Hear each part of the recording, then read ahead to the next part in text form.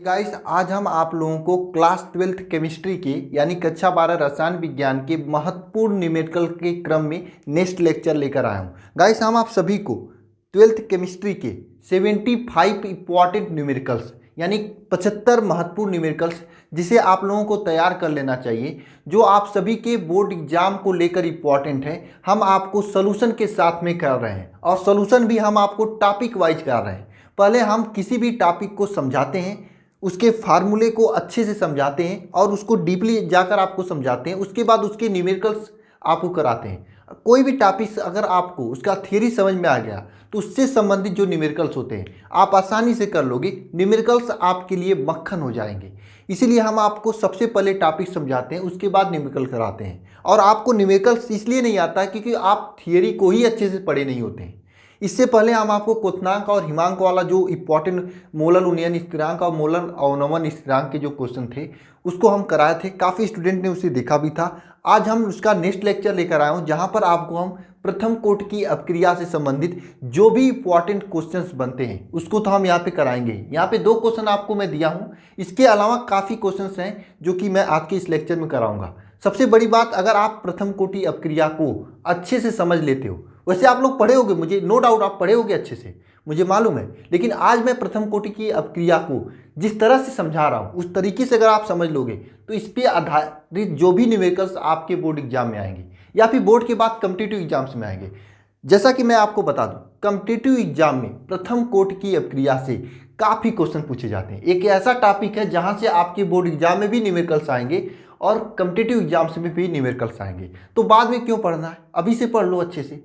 अभी से पढ़ लोगे, बोर्ड एग्जाम में भी जो न्यूमेरिकल्स आएंगे उसे भी कर लोगे और कॉम्पिटिटिव एग्जाम में जो न्यूमेरिकल्स आएंगे उसे भी कर लोगे। यहाँ पर मैं 2 क्वेश्चन वे क्वेश्चन दिया हूँ जो क्वेश्चन मुझे काफ़ी स्टूडेंट के द्वारा डाउट्स के रूप में पूछा गया था टेलीग्राम पर। ये क्वेश्चन कोई गुलशन नाम का स्टूडेंट था, उन्होंने मुझे भेजा था, शायद यही क्वेश्चन था उनका। मैंने देखा था, याद नहीं था, इसी टाइप का कोई क्वेश्चन था। वैसे अगर आप लेक्चर देख रहे हो गुलशन जी, तो आपको मैं यहाँ पे समझा दूंगा प्रथम कोटि की अपक्रिया को, तो आप आसानी से इसके संबंधित सभी न्यूमेरिकल्स कर लेंगे। लेकिन मुझे लग रहा आप इसी क्वेश्चन को भेजे थे, याद नहीं था। लास्ट समय मैं एक बार पढ़ा था तो उसी आधारित पर एक न्यूमेरिकल मैं आपको दिया हूँ। उसके अलावा ये भी किसी स्टूडेंट के द्वारा ही न्यूमेरिकल पूछा गया था। इसके अलावा आपको हम काफ़ी न्यूमेरिकल कराने वाला हूँ जो कि इंपॉर्टेंट है आप सभी के बोर्ड एग्जाम को लेकर। ठीक है गाइस, सबसे पहले हम लोग समझते हैं कि प्रथम कोटि की अपक्रिया किसे कहते हैं। क्या आप लोग जानते हो प्रथम कोटि की अपक्रिया किसे कहते हैं? सभी लोग जानते होंगे, मुझे मालूम है, नो डाउट मुझे मालूम है सभी लोग जानते होंगे प्रथम कोटि की अपक्रिया किसे कहते हैं, क्योंकि आप लोग पढ़े होंगे। लेकिन आइए समझते हैं प्रथम कोटि की अपक्रिया किसे कहते हैं। प्रथम कोटि की अपक्रिया किसे कहते हैं? प्रथम कोटि की अपक्रिया, देखिए वे सभी अपक्रिया जिसकी दर अभिकारक के अणुओं के प्रथम घात के समानुपाती होता है उसे प्रथम कोटि अपक्रिया कहते हैं। वे अपक्रिया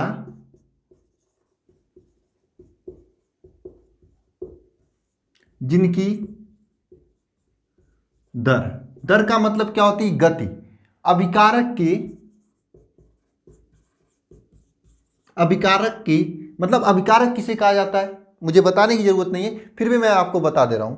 मान लीजिए कोई भी रिएक्शन है, A + B = gives out C+D, तो जरा बताइए C+D, तो जरा बताइए, दिमाग में सोचिए जरा, ये A + B जो है ये क्या है? इसे कहते हैं अभिकारक। और C+D ये जो प्राप्त होता है इसे कहते हैं उत्पाद। ठीक है, इसे कहते हैं उत्पाद। तो वे सभी अपक्रिया जिसका दर अभिकारक के अणुओं के प्रथम घात के समानुपाती होता है, प्रथम कोटि की अभिक्रिया कराती है।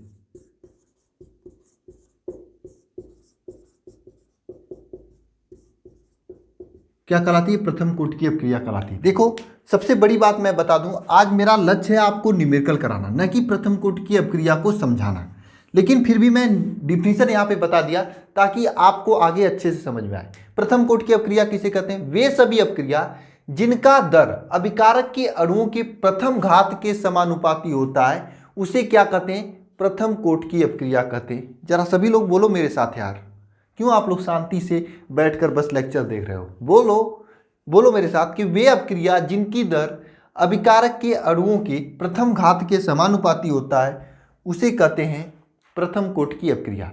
देखिए प्रथम कोटि की अपक्रिया आप जान लिए, इसका एग्जाम्पल भी लिख लो, हो सकता है कभी कभी एग्जाम्पल भी पूछ लिया जाता है, उसके बाद हम इसके न्यूमेरिकल की ओर चलते हैं। देखिए प्रथम कोटि की अपक्रिया जो कि सबसे अधिक बार पूछा जाता है, ये वाला, यही वाला एग्जाम्पल देखिए 2N2O5 gives out 2NO2 plus half SO2। अब आपका ये समझ लो 1 से 2 नंबर का क्वेश्चन तैयार हो गया, क्योंकि 1-2 नंबर में ये पूछता है प्रथम कोटि की अपक्रिया किसे कहते हैं, उदाहरण सहित लिखिए। तो आप प्रथम कोटि की अपक्रिया का डिफिनीशन लिख दिए, नीचे उदाहरण लिख दिए, और उसके नीचे अगर आप लोग लिखना चाहें तो लिख सकते हैं प्रथम कोटि की अपक्रिया का वेग नियम क्या होता है, K(a)⁻1, ठीक है, इसे कहते हैं प्रथम कोटि की अपक्रिया।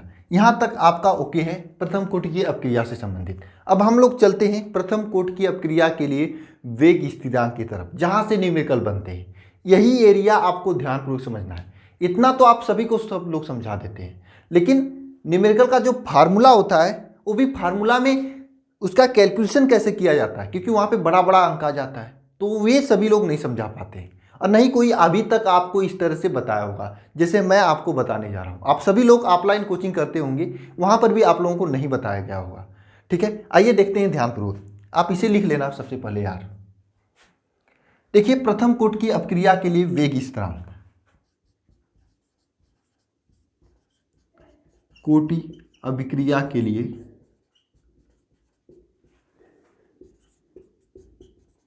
वेग स्थिरांक,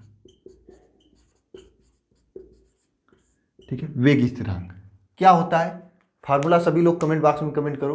प्रथम कोटि की अपक्रिया के लिए वेग स्थिरांक का जो फार्मूला होता है उसे एक बार सभी लोग कमेंट बॉक्स में कमेंट करो। होता है K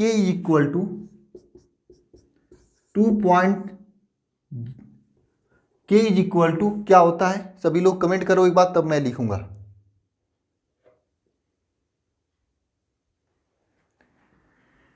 303/T log या फिर ln A/A-x, ये फार्मूला होता है प्रथम कोटि की अपक्रिया के लिए वेग स्थिरांक का, और सभी न्यूमेरिकल्स केवल और केवल इसी फार्मूला पर लग जाएंगे। इसके अलावा कोई भी फार्मूला इस पूरे के पूरे प्रथम कोटि की अपक्रिया के किसी भी न्यूमेरिकल्स में नहीं लगते हैं। बात समझ भाई, किसी भी न्यूमेरिकल्स में इसके अलावा कोई भी फार्मूला नहीं लगता है, बस केवल आपको यही फार्मूला समझना है। आइए समझते हैं इस फार्मूला में क्या है। ये K जो है आपका, इसे कहते हैं वेग स्थिरांक। इसे क्या कहते हैं, वेग स्थिरांक। फिर से समझना, इस K को क्या कहते हैं, वेग स्थिरांक। इस T को क्या कहते हैं, समय कहते हैं। इस T को क्या कहते हैं, समय कहते हैं। क्या कहते हैं, इस T को समय कहते हैं। यहाँ पर A है, A आपका क्या है, सांद्रता है, और A-x क्या है आपका, यह भी सांद्रता है। लेकिन यहाँ पर ही सबसे बड़ी बात है, देखिए अगर कोई क्वेश्चन है उसमें आपसे कहा जाता है कि प्रारंभिक सांद्रता 100 है और T समय पश्चात इसकी सांद्रता 75 हो जाती है, ठीक है। अब 75 हो जाती है मतलब आप समझिएगा, यहाँ पर देखिए, यहाँ पर क्या है आपका, ये आपकी सांद्रता है प्रारंभिक वाला, नो डाउट आप यहां पे प्रारंभिक सांद्रता 100 लिख दोगे, लेकिन नीचे क्या है, A-x। ये मतलब कि प्रारंभिक सांद्रता में से जो सांद्रता आपका खर्च हो गई है उसे आपको निकाल देना है। A-x का मतलब कि आपको जो प्रारंभिक सांद्रता है, यानी पहले 100 था, 100 में से जो खर्च हो गई है उसे निकाल देना है। अब जो आपके पास शेष बचता है, क्या बचता है, शेष बचता है। यहां पर लिख देना यार आप सभी लोग, ये जो मात्रा है शेष मात्रा है, शेष मात्रा। और सभी लोग यहां पर ही गलती करते हैं, प्रारंभिक सांद्रता ऊपर लिखते हैं, नीचे जो लिखा जाता है वो शेष मात्रा लिखा जाता है। जो आपके पास शेष बचा वही मात्रा लिखा जाता है। और क्वेश्चन एग्जामिनर इतना घुमाकर फ्रेम करता है कि उसमें आपको क्या शेष बचता है ये आपको समझ में ही नहीं आता है। जैसे इस क्वेश्चन में देखना है यहाँ पर क्या मैं आपको बताया हूं कि मान लीजिए कोई आपका रिएक्शन है, उसका प्रारंभिक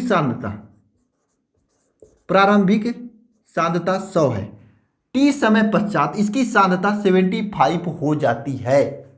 बात समझना, प्रारंभिक सांद्रता 100 है, टी समय पश्चात इसकी सांद्रता क्या हो जाती है, 75 हो जाती है। मतलब इसकी सांद्रता में कितना की कमी आती है, 25 की कमी आ जाती है। 100 में से 25 घटाओगे तभी तो 75 हो जाएगी। ये 75 आपका शेष मात्रा है। तो आपको नीचे क्या लिखना है, अगर इसको लिखना पड़ेगा तो a इज इक्वल टू आपका हो जाएगा 100 और a minus x is equal to 75 हो जाएगा। बात समझ में आई आपको, a minus x is equal to 75 हो जाता है। ठीक है, यहां तक तो आपको समझ में आई होगी।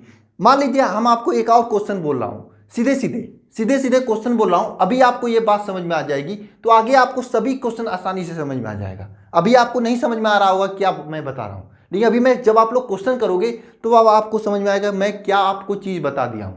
मतलब इस फार्मूले में ऊपर जो है प्रारंभिक सांद्रता लिखा जाता है, नीचे क्या लिखा जाता है, शेष मात्रा लिखी जाती है। क्या लिखी जाती है नीचे, शेष मात्रा लिखी जाती है। क्या लिखी जाती है, शेष मात्रा। अगर आपसे कोई क्वेश्चन पूछ दे, रास्ते में चल रहे हो कोई क्वेश्चन पूछ देता है, जरा आप प्रथम कोटि की अपक्रिया के लिए वेग स्थिरांक निकालो, क्या निकालो।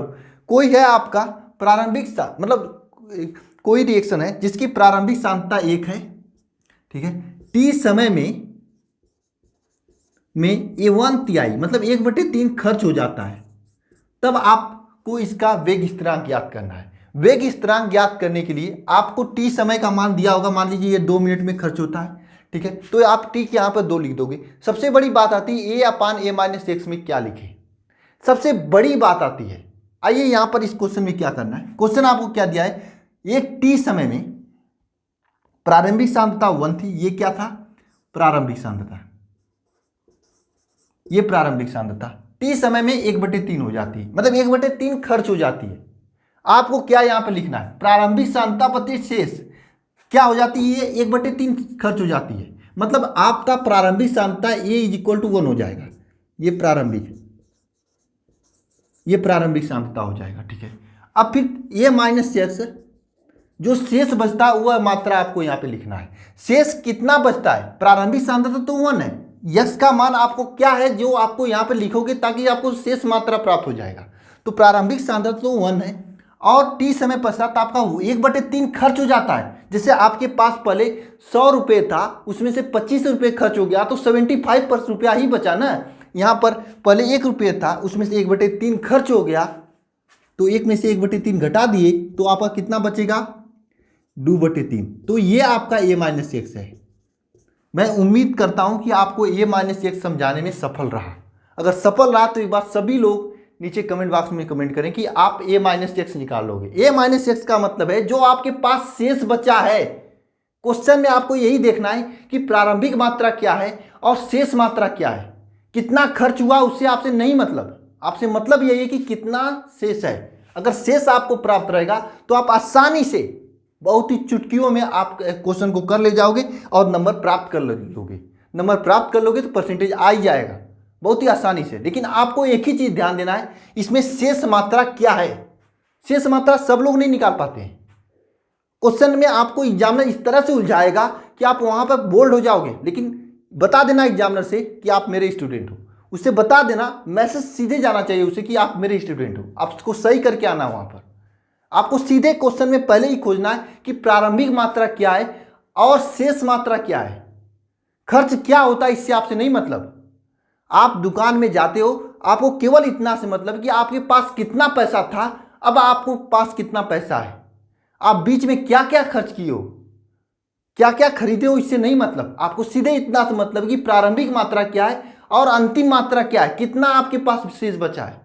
घर से 1000 रुपये लेकर निकलते हो, 300 रुपये खर्चा हो जाता है, तो खर्च क्या हो जाता है इससे नहीं मतलब इससे है कि आपके पास कितना रुपया है, तब आसानी से कर लोगे आप। ठीक है, बात समझ में आई है तो सभी लोग एक बार इसे नोट करें अपने कॉपी में, ट्रिक के रूप में लिख देना, ऊपर प्रारंभिक सांद्रता, नीचे शेष मात्रा।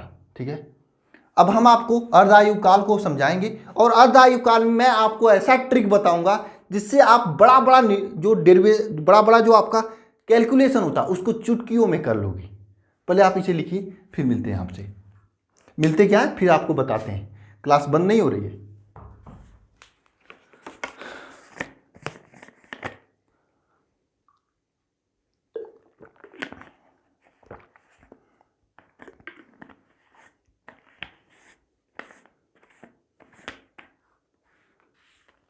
हो गया?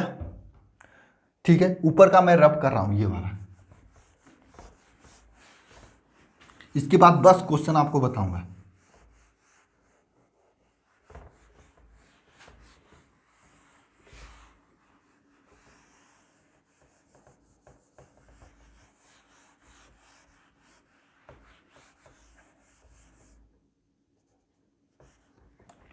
ठीक है, देखिए अब हम प्रथम कोट की अपक्रिया के लिए अर्ध आयुकाल,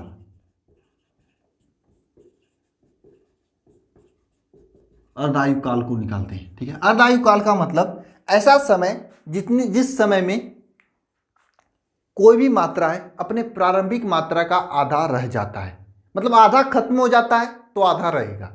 आपको इतना ही ध्यान रखना है कि प्रारंभिक मात्रा क्या है और अंतिम मात्रा क्या है। बात समझना, ऐसा समय जिसमें कोई भी पदार्थ अपने प्रारंभिक मात्रा का आधा रह जाता है। बात समझना फिर से, अगर आपके पास 1000 रुपये है तो एक ऐसा टाइम जिसमें आपके पास केवल 500 रुपये बचा हो, मतलब 500 रुपये खर्च हो गया हो। यही समझ में आ रही बात ना आपको? ऐसा समय जिसमें किसी भी सांद्रता का आधा सांद्रता खर्च हो गया हो। ठीक है, मतलब ऐसा टाइम जिसमें आपका प्रारंभिक मात्रा ए है तो ए माइनस एक्स, शेष मात्रा जो है शेष मात्रा क्या हो जाना चाहिए, a/2 हो जाना चाहिए। कितना हो जाना चाहिए, a/2। आधा खर्च हो जाएगा तभी तो a/2 बचेगा। तो मैं इसी क्वेश्चन में इसी में रखकर अर्धायुकाल निकाल रहे हैं। देखिए k is equal to 2.303 upon t है तो इसे टी हाफ कहा जाता है, मतलब 1/2 खत्म हो रहा है तो टी हाफ।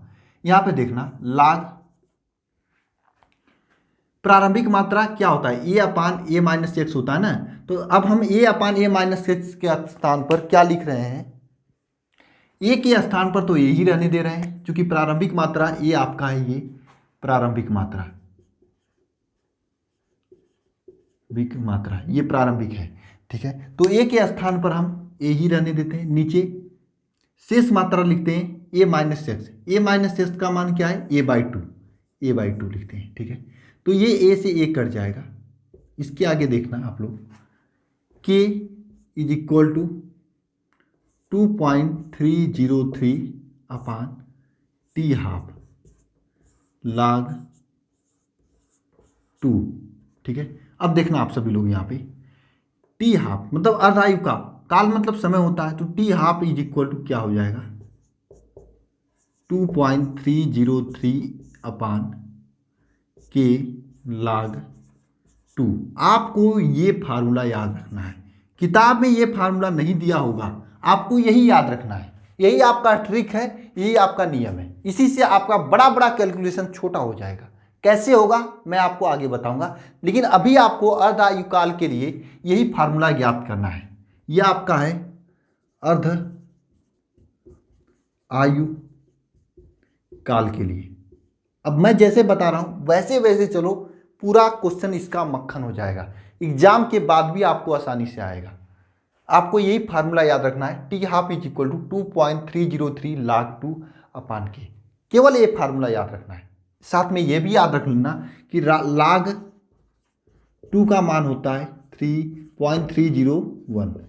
क्या होता है 0.3010 ये होता है, लेकिन आपको यही याद रखना कि log 2 का मान केवल 0.301 होता है या फिर 0.3 होता है। केवल log 2 का मान 0.3 होता है, ये याद रखना आपको। असली मान ये होता है 0.3010 ये मान होता है, लेकिन आपको याद क्या रखना है, log 2 का मान एक बार मिला लें, शायद यही होता है ना। एक मिनट, इसको हमको मिला लेने दो। ठीक है,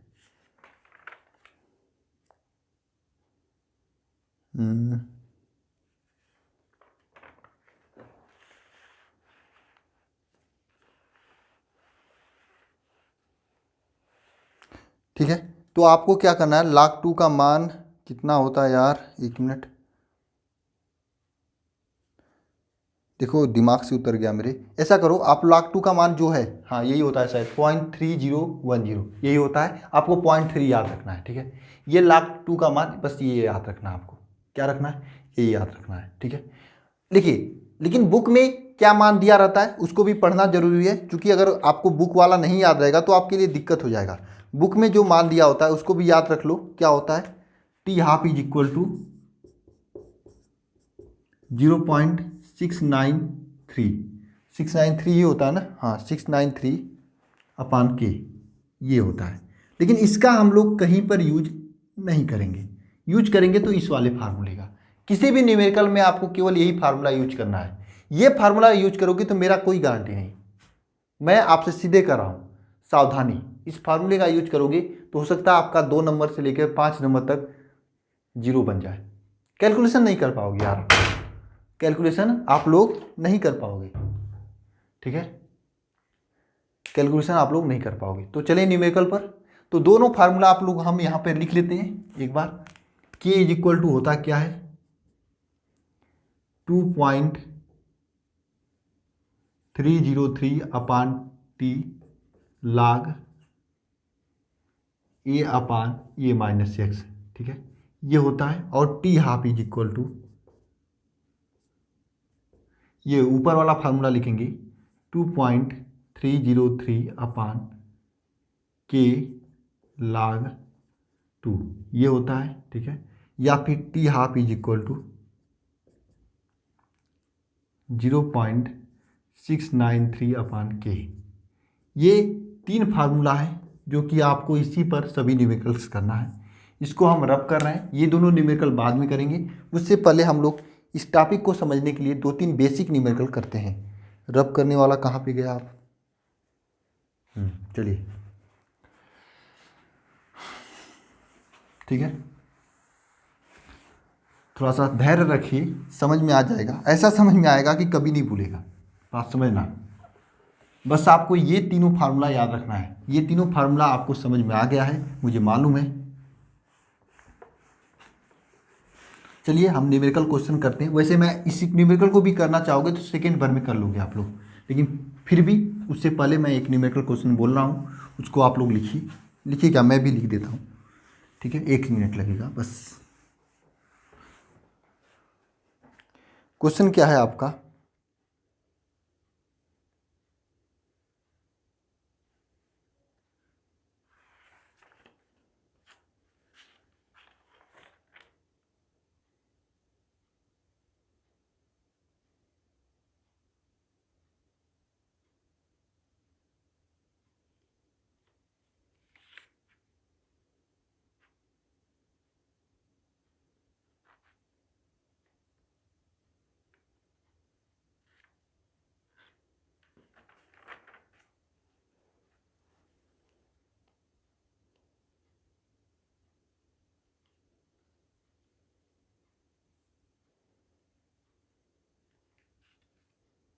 चलिए क्वेश्चन लिखिए आप सभी लोग।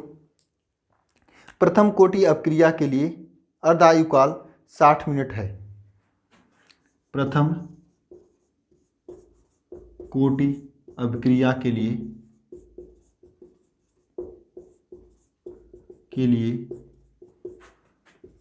अर्ध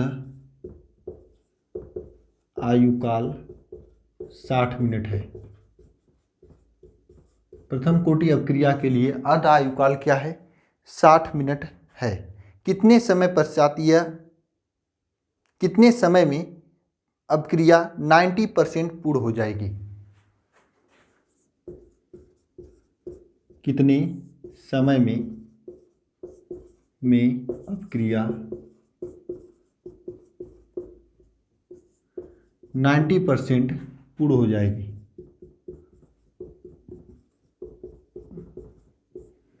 क्या हो जाएगी, पूर्ण हो जाएगी।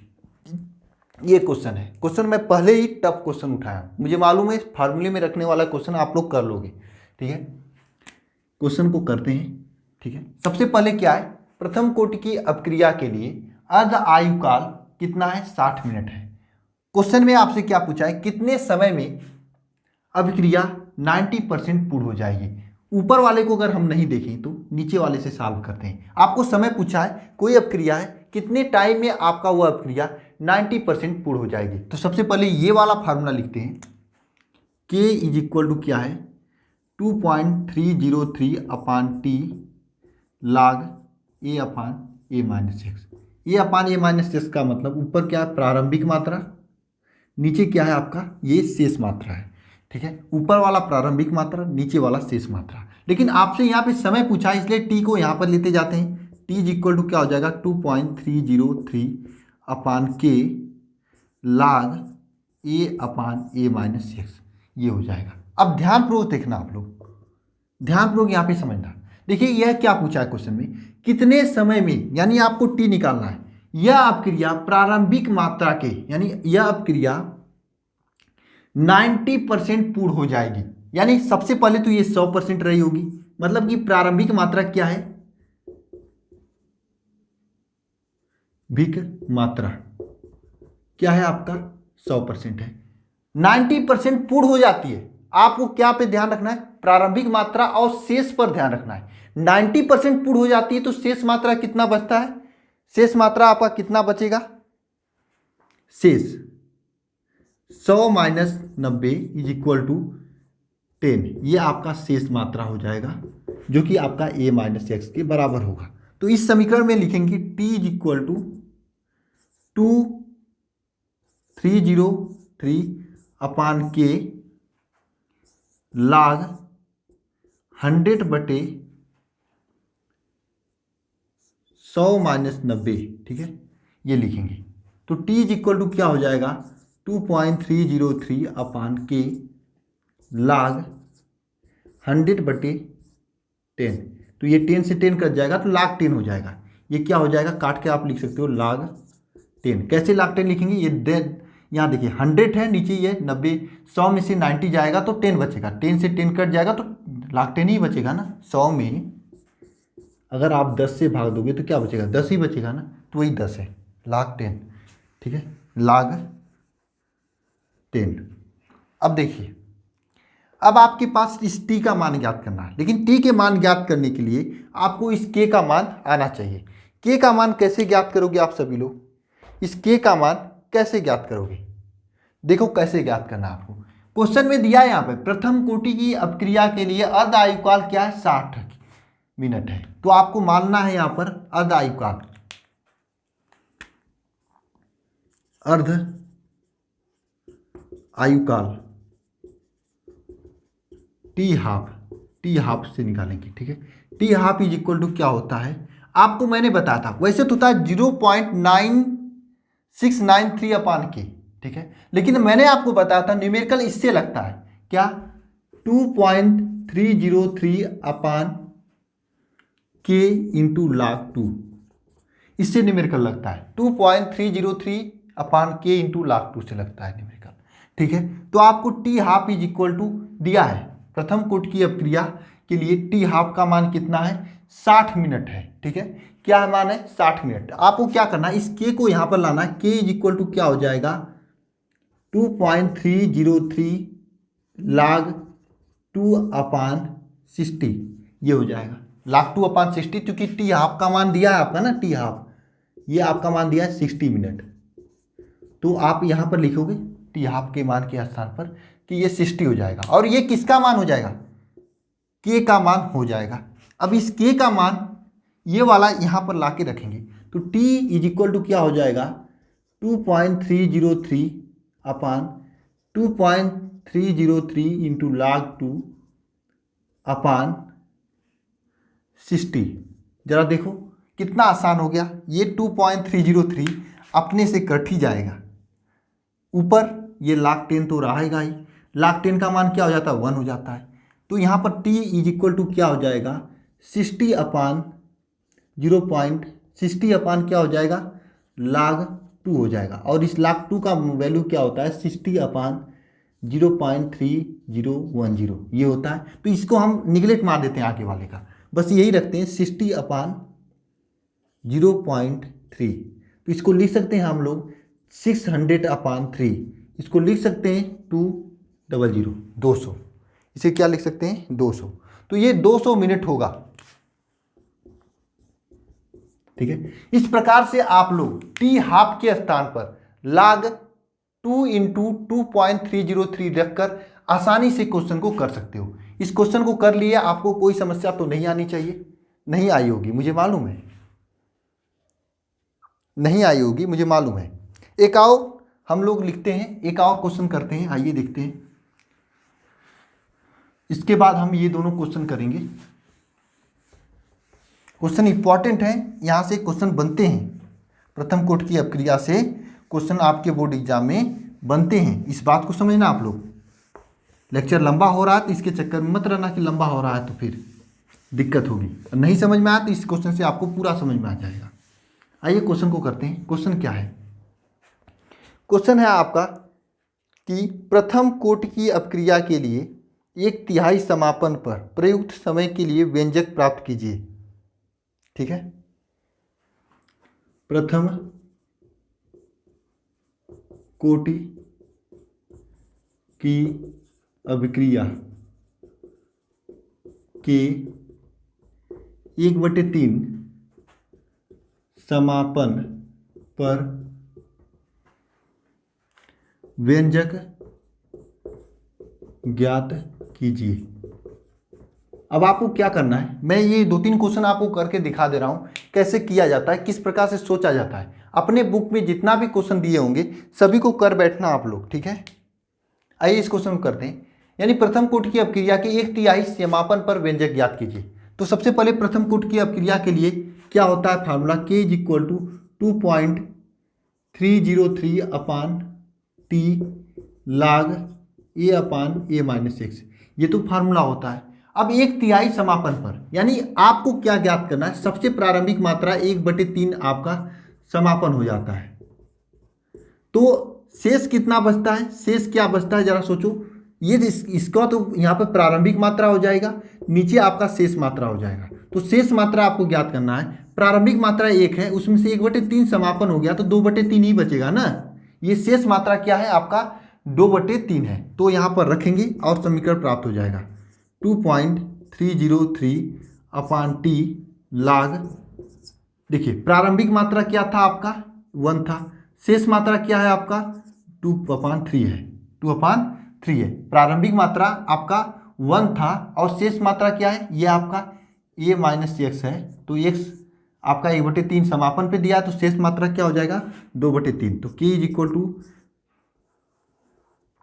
2.303/T log 3/2, यह आपका आ जाएगा समीकरण वेग स्थिरांक के लिए। ठीक है, आइए हम इन दोनों क्वेश्चन को करते हैं। अगर नहीं समझ में आया आपको, इन दोनों क्वेश्चन में आ जाएगा, बने रहना बस आप लोग, ठीक है। कुछ नहीं करना आपको, क्वेश्चन को पढ़ना है अच्छे से और सूत्र में रखना है।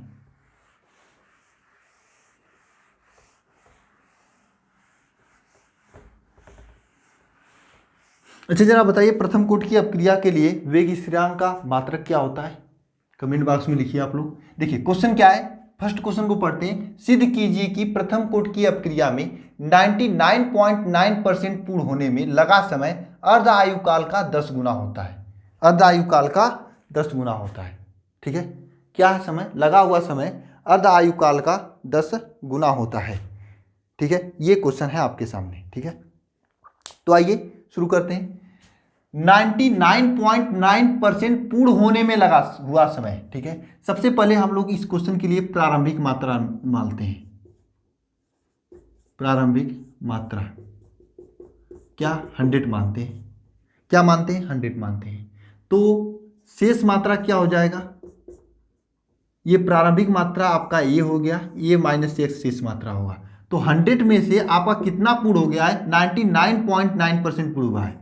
99.9% को घटा देंगे तो 0.1% आपका शेष मात्रा हो जाएगी। अब सूत्र को लिखते हैं, K = क्या होता है 2.303/T log, प्रारंभिक मात्रा आपका 100 हो जाएगा, A/x होता है ना, A/A-x। तो यहाँ से आप समझ लो, ये आपका ये हो जाएगा, ये आपका a माइनस एक्स हो जाएगा। ठीक है, तो यहाँ पर रखते हैं तो k इज इक्वल टू क्या हो जाएगा 2.303 अपान टी लाग ए का वैल्यू आपका 100 हो जाएगा अपान ए माइनस एक्स का वैल्यू 0.1 हो जाएगा। ठीक है, तो यहाँ से k is equal to value क्या हो जाएगा 2.303 अपान टी लाग 100। देखिए इस दशमलव को खत्म करने के लिए ऊपर 10 के गुणा करेंगे, नीचे भी 0.1 में इंटू 10 करेंगे तो ये दशमलव खत्म हो जाएगा, आपका 1000 बचेगा। इसको आप कोष्टक के अंदर लिखोगे, किसके अंदर लिखोगे कोष्टक के अंदर। ठीक है, और यहाँ से टी का मान निकालते रहोगे, क्योंकि समय की बात हो रही है ना, तो यहाँ पे टी का मान निकालोगे। टी इज इक्वल टू क्या हो जाएगा 2.303 अपान के लाग 1000 ये हो जाएगा। ठीक है, बस इसको हम यहाँ पे रोकते हैं, इक्वेशन नंबर 1 मानते हैं।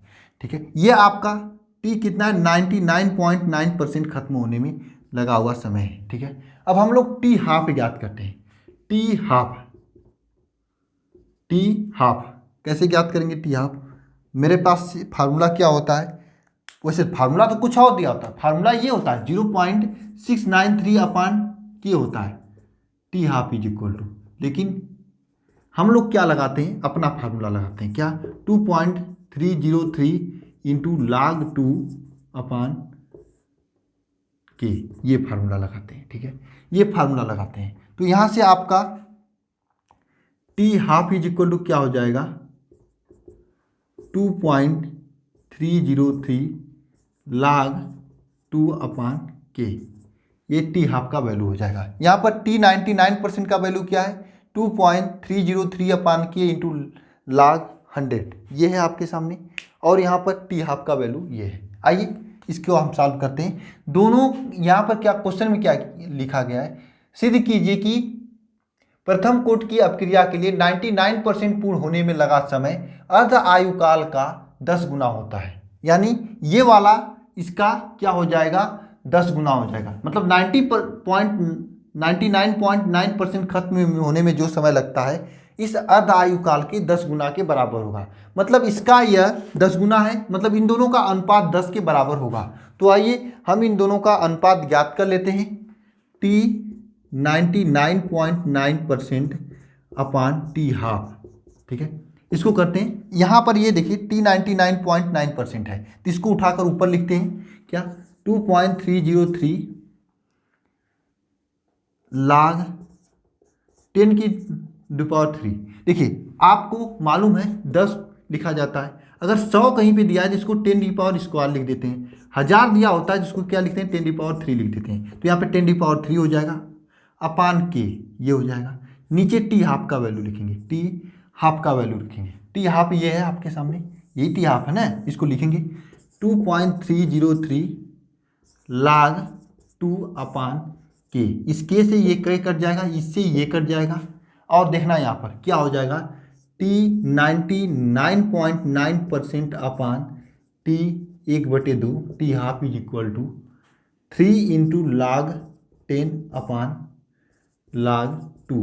ठीक है, अब देखिए लाग 2 का वैल्यू क्या होता है 10, लाग 10 का वैल्यू तो 1 होता है, तो यहाँ पर ऊपर 3 बचेगा। लाग 2 का वैल्यू 0.3010 होता है, लेकिन इसको हम निगलेक्ट मान देते हैं तो यही बचता है। इसको हम लिख सकते हैं 30/3, ऊपर नीचे 10 से गुणा, इसको कट करेंगे तो आपका 10 आएगा, यानी कि इन दोनों का अनुपात 10 है। मतलब टी हाफ जो है जितना आधा होने में समय लगता है 99.9% खत्म होने में उसका 10 गुना लग जाता है। मतलब अगर 5 मिनट में कोई अपक्रिया आधा होती है तो 99.9% होने में उसका 50 मिनट लगेगा, अर्ध आयु काल के 10 गुना के बराबर।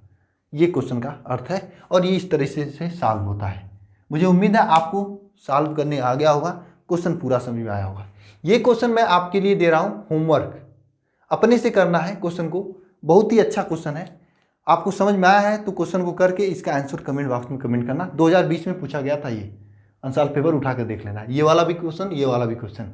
आप कर पा रहे हो, मुझे बहुत खुशी है। मुझे मालूम है आप सभी को ये आसानी से आ रहा होगा।